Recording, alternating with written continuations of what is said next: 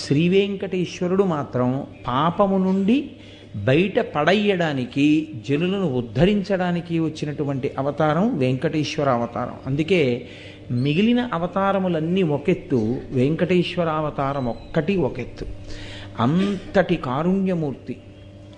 అందుకే తిరుమల వైకుంఠమనగ గైసేసిన మీ సలలిత కరుణాహృదయము కలనైనను మరువరాదు కంజదలాక్ష అంటారు.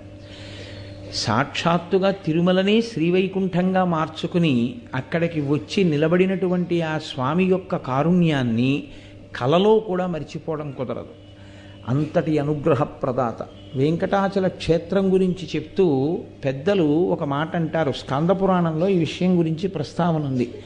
వెంకటేశ్వరునికి సంబంధించి 8 రకములుగా సేవించిన వారు ఎవ్వరైనా సరే విష్ణువునందు సాయుధ్యమును పొందుతారు, అంటే మోక్షము